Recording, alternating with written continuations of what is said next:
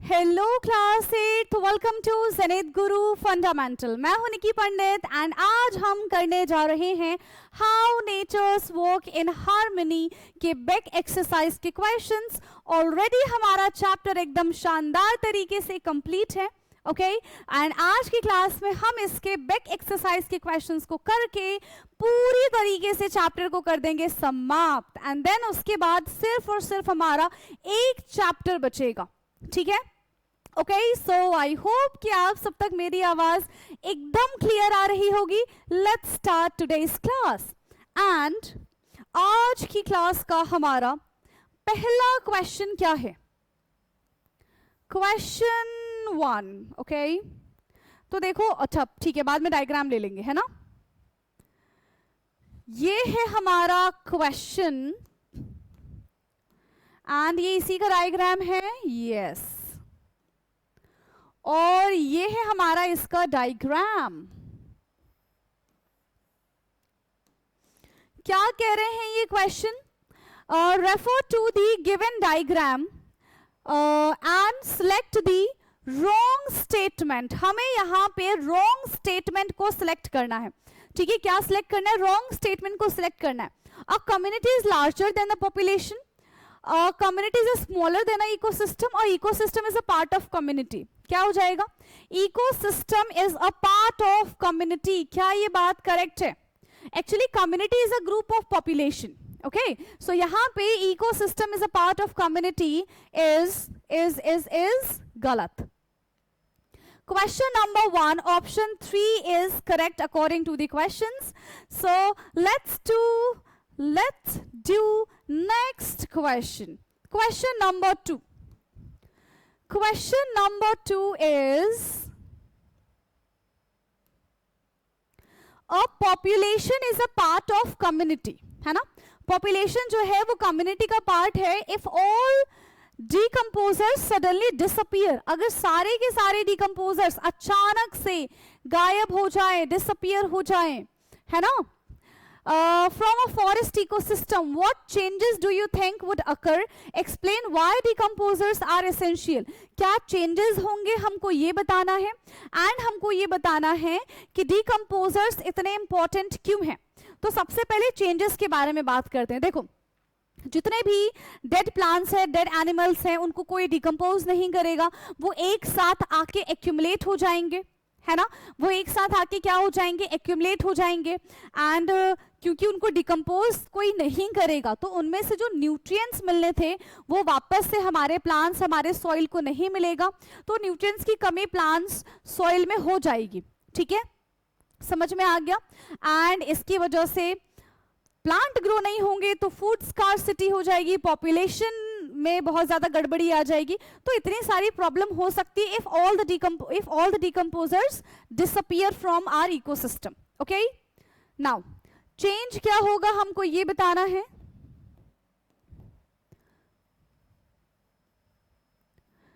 सबसे पहले हमको यहां पे चेंज के बारे में बात करना है। ठीक है, सो the dead plants and animals, the dead plants and animals would accumulate, वो एक साथ क्या हो जाएंगे? जमा हो जाएंगे। ठीक है, would accumulate, the dead plants and animals would accumulate and जो इनको न्यूट्रिएंट्स मिलना है and nutrients would not return to the soil, nutrients would not return to the soil, soil को फिर वो nutrients नहीं मिलेंगे, है ना, and plants की जो growth है वो भी decline हो जाएगी and the growth of plants decline and the growth of plants decline। इसकी वजह से क्या होगा? This could lead the reduction in the herbivorous and the carnivorous population। This could lead to the reduction in, this could lead to a reduction in carnivore and herbivore population. Herbivore population, इनमें हमें कमी देखने के लिए मिल जाएगी, ठीक है। क्यों? क्योंकि उनके पास खाना नहीं होगा, due to food scarcity, due to food scarcity, ठीक है, due to food scarcity. And ये डिकम्पोजर्स इतने ज्यादा एसेंशियल क्यों है? नेक्स्ट क्या था? Why essential?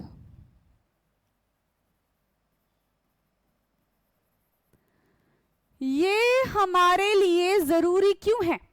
ये हमारे लिए जरूरी क्यों है? तो जो डिकम्पोजर्स होते हैं ना, decomposers break down the dead matter into its simpler substances, है ना।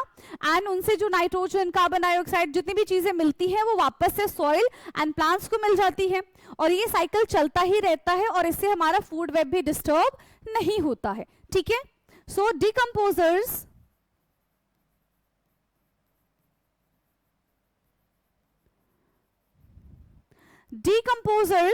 break down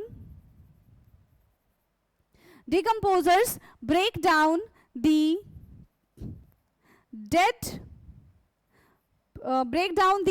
dead organisms or dead matter, ठीक है, into dead matter into simpler substance। उसको ये सिंपलर सब्सटेंस में क्या कर देता है? उसको ये सिंपलर सब्सटेंस में कन्वर्ट कर देते हैं, जो डिकम्पोजर्स होते हैं, है ना। Recycling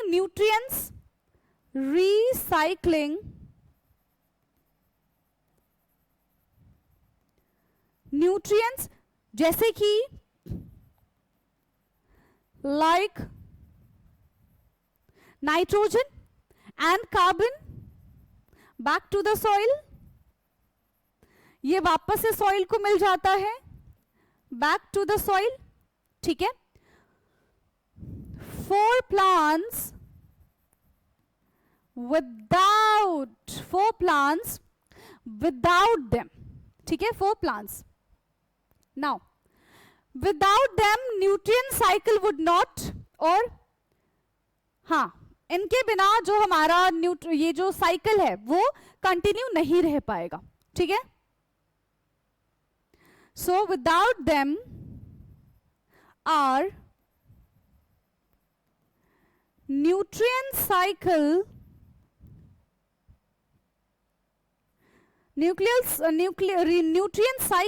would stop. इनके बिना हमारा जो न्यूट्रिएंट साइकिल है वो स्टॉप हो जाएगा, and it disturbing the food web, it disturbing the food web, और ये हमारे फूड वेब को डिस्टर्ब करेगा अगर डिकम्पोजर्स नहीं होंगे तो, ठीक है। अगर डिकम्पोजर्स नहीं होंगे तो ये हमारे फूड वेब को क्या कर देगा? डिस्टर्ब कर देगा। Okay, now the next question number 3, उससे पहले फटाफट से इसको आप लिख लेंगे, ठीक है, फटाफट से इसको लिख लीजिए। अब हम चलते हैं अपने क्वेश्चन नंबर 3 की तरफ। So question number 3 is,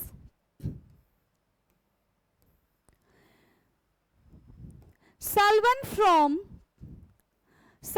from Kadalur district, Tamil Nadu, shared that his village was less affected by 2004 tsunami compared to the nearby village due to the presence of mangrove forest. Okay, this surprised Sarita, Shabnam and Shijo. They wondered if mangrove were protecting the village. Can you help them to understand this? क्या है ये? क्या है? हाँ, देखो, क्या mangrove को protect करना चाहिए? Yes, mangrove should be protected by the village. Okay, जो मैंग्रोव फॉरेस्ट के बारे में अगर हम बात करें तो it act as a natural barrier, ठीक है। जो स्ट्रॉन्ग विंड, स्ट्रॉन्ग जो वेव होती हैं, जो सुनामी होती है, उनको ये रोकने का काम करती है, ठीक है। इनके जो रूट्स होते हैं, इनके प्लांट्स के जो रूट्स होते हैं वो सॉइल को स्टेबलाइज करते हैं, जिसकी वजह से सॉइल इरोजन होने से बच जाता है। ज़्यादा तेज बारिश आ गई तो वो मैंग्रोव के जो जंगल हैं वो सारा का सारा पानी एब्जॉर्ब कर लेंगे, तो इससे वो कोस्टल एरियाज को बहने से, बाढ़ से बचा सकते हैं, ठीक है। समझ में आ गया? तो इसीलिए हमें इसको प्रोटेक्ट करना चाहिए, यस, इसीलिए हमें इसको प्रोटेक्ट करना चाहिए। So yes, mangrove protected the village, तो विलेज वाले को भी इसको प्रोटेक्ट करना चाहिए, काटना नहीं चाहिए, है ना। यस, हाँ, yes, mangrove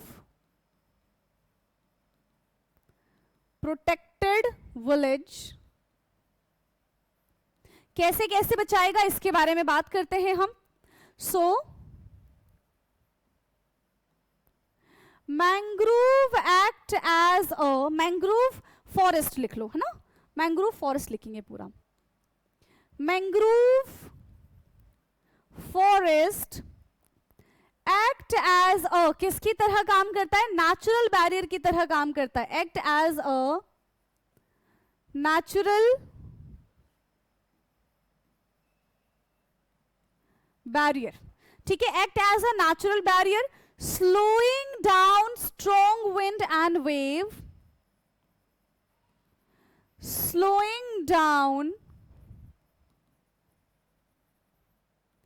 strong wind and wave। ये strong wind and wave को क्या कर देगा? स्लो डाउन कर देते हैं during the storm and tsunami,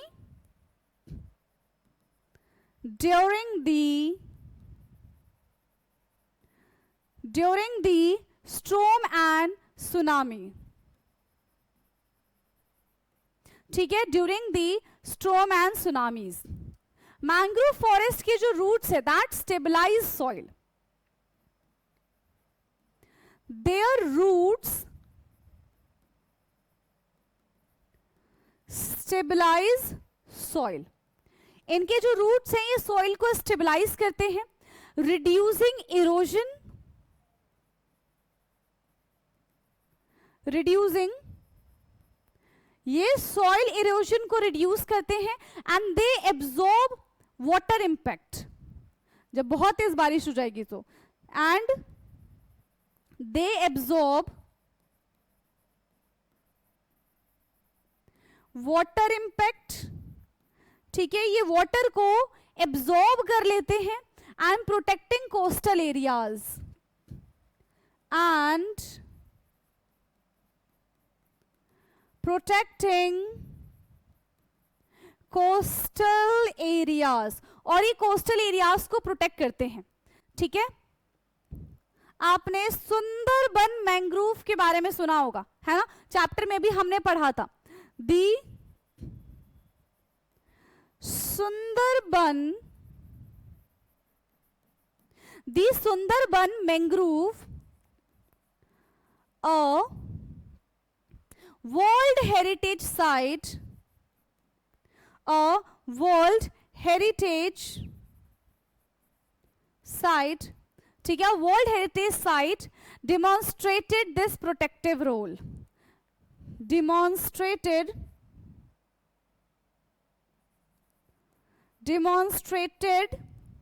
the protective role, ठीक है। तो ये इस तरीके के काम करते हैं जिससे पूरा का पूरा जो विलेज है वो बच जाए, जिससे पूरा का पूरा जो विलेज है वो क्या हो जाए? बच जाए। क्या मेरी इतनी बात आपको समझ में आई है? यस बोलेंगे, यस कि मैम आ गई है, आपकी सारी की सारी बात समझ में आ गई है। हाँ, क्या मेरी इतनी बात आपको समझ में आ गई है? हम एक काम करेंगे ना, इस चैप्टर को एक लेंदी लेक्चर ना बना के, मान लो कि 50 मिनट 60 मिनट का लेक्चर बन गया, है ना, तो चार क्वेश्चन आज कर लेंगे हम, और 5 क्वेश्चन हम नेक्स्ट क्लास के लिए छोड़ देंगे, ठीक है।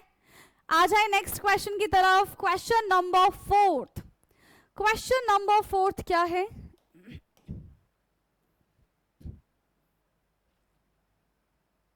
Okay, so this is question number 4, है ना, ये हमारा क्वेश्चन नंबर 4 है. So look at this food chain. आपको इस फूड चेन को बड़े ही ध्यान से देखना है. Grass, grasshopper, frog and snake. If frog disappear from the ecosystem, कह रहे हैं कि अगर मान लो फ्रॉग डिसअपियर हो जाता है हमारे इकोसिस्टम से, what will happen to the population of the grasshopper and snake and why. तो ग्रासहॉपर और स्नेक की क्या पॉपुलेशन होगी. सबसे पहली चीज, अगर फ्रॉग डिसअपियर हो जाते हैं फ्रॉम द इकोसिस्टम, तो देखो ग्रास हॉपर जो है, ग्रास हॉपर की तो पॉपुलेशन बढ़ जाएगी, इंक्रीज हो जाएगी, है ना, क्योंकि उसको खाने के लिए कोई नहीं है ना, ग्रास हॉपर को खाने के लिए कोई भी नहीं है. ठीक है, लेकिन जो स्नेक है बेचारा, ठीक है, लेकिन यहाँ पे स्नेक की पॉपुलेशन कम हो जाएगी बिकॉज वो मेजॉरिटी पार्ट में, ठीक है, वो मेजॉरिटी पार्ट में फ्रॉग को ही कंज्यूम करते हैं.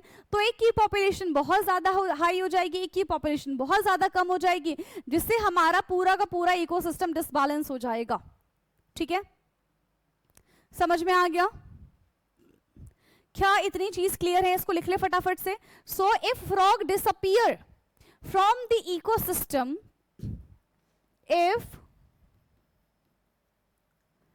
frogs disappear from this ecosystem,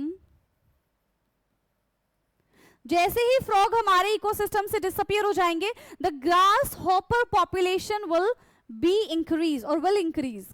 the grasshopper population, the grasshopper population will increase.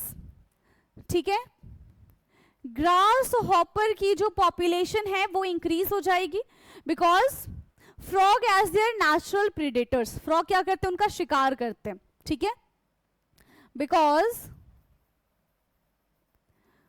Frog is there, because frog is their natural predators. frog जो है वो इनका natural predators है, and without frog there will be nothing to control the grasshopper, and without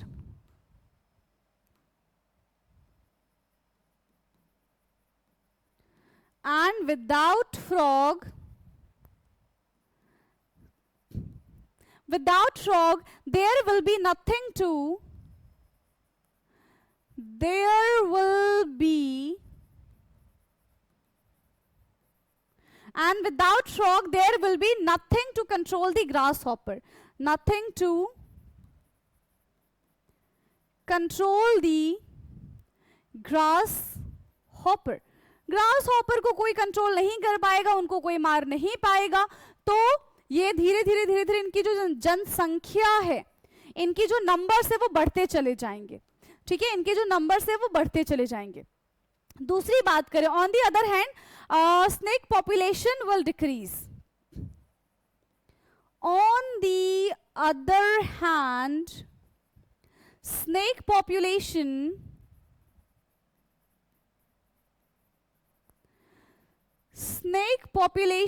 will decrease. ठीक है, snake की जो population है वो डिक्रीज हो जाएगी because frog are the major part of their diet, because frogs are the major part of their diet. ठीक है, फ्रॉग जो है वो उनकी डाइट के मेजर पार्ट थे, and without frog snake will have a less food available,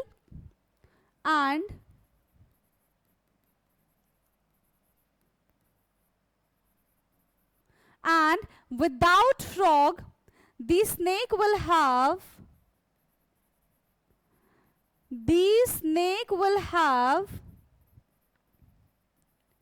less food available, है ना, snake will have less food available, snake के पास लेस फूड अवेलेबल होगा, विच में lead to decline in their number, which में lead to decline their number.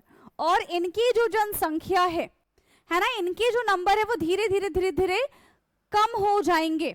So this illustrate how removal of a species from the middle of the food chain cause the trophic cascade, है ना, किस तरीके से ये पूरे tropical cascade को affect करता है। सो this illustrate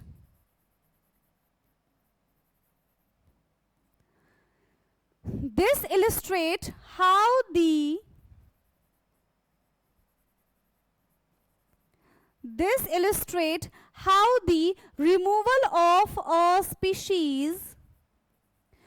the removal of a species in the middle of the food chain,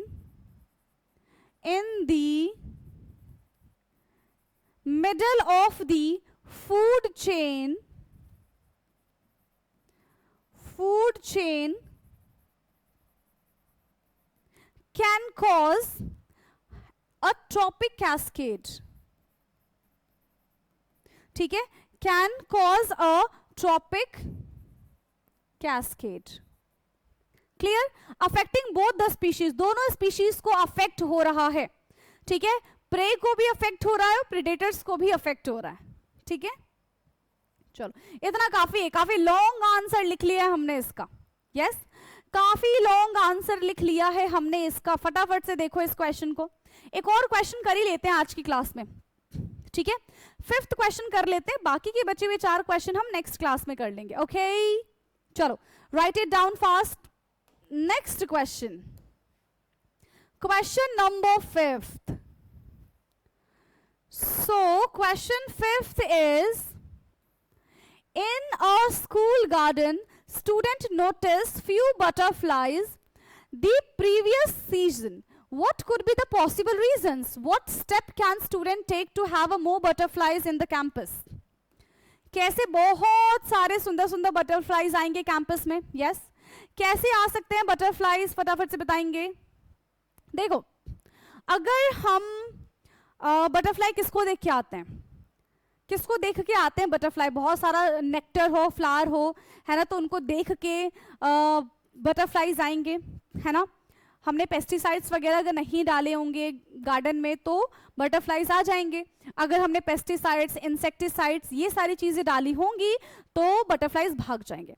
तो सबसे पहले हमको ये बताना है कि what are the possible reasons जिसकी वजह से बटरफ्लाई नहीं दिख रहे हैं, है ना। फिर हमें बताना है कि हम ऐसा क्या करें कि बहुत सारे हमको बटरफ्लाइज नजर आ जाएं। So first we will write the possible reason कि क्यों हमको वो दिखाई नहीं दे रहा है।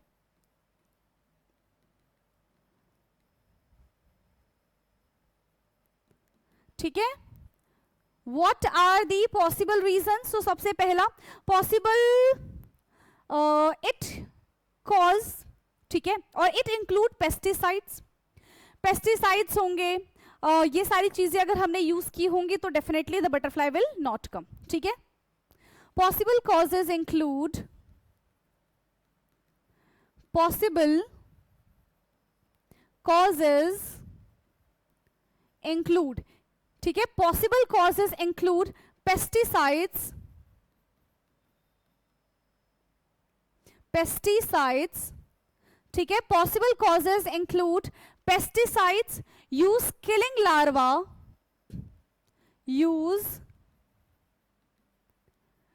Killing larva, pesticides use killing larva, loss of nectar plants,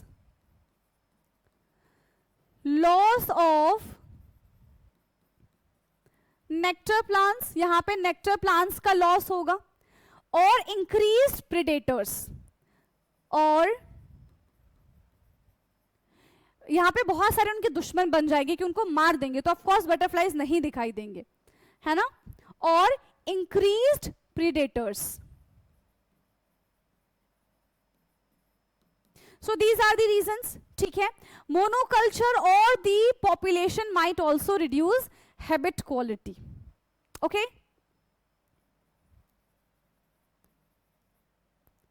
monoculture and pollution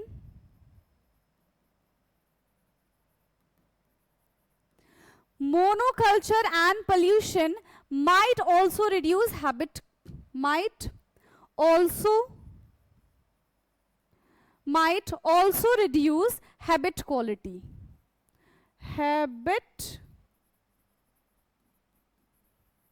quality. So these are the possible reasons. ठीक है, ये possible reasons है.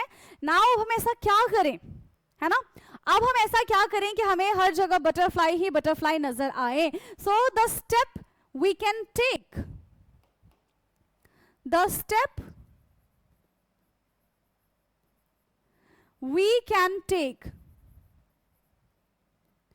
हम क्या स्टेप यहाँ पे ले? यस, हम क्या स्टेप यहाँ पे ले? हम ऐसे ऐसे प्लांट्स लगा सकते हैं which are nectar rich flower, जिनमें भर भर के नेक्टर्स प्रेजेंट हो. So plant diverse nectar rich plant, है ना? Plant diverse nectar rich plant, जिनमें बहुत सारा नेक्टर हो, ऐसा प्लांट्स, ऐसा फ्लावर हमें लगाना चाहिए. ऐसा फ्लावर लिख लो. ऐसे फ्लावर्स वाले हमें प्लांट्स लगाने चाहिए. Avoid pesticides and create a sheltered area. Avoid pesticides and create a shelter areas. और हमें उनके लिए कुछ शेल्टर, रहने की जगह बनानी चाहिए, है ना? एंड इंस्टॉल बटरफ्लाई फीडर्स, जो भी उनको पसंद है, और वाटर सोर्सेस. ठीक है, और यहां पे हम क्या अवेलेबल करा दें? And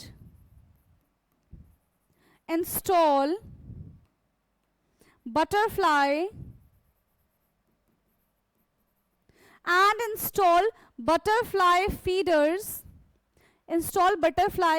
feeders and water source. क्यों भाई, ऐसा क्यों करना चाहिए? To attract and support butterflies. To attract and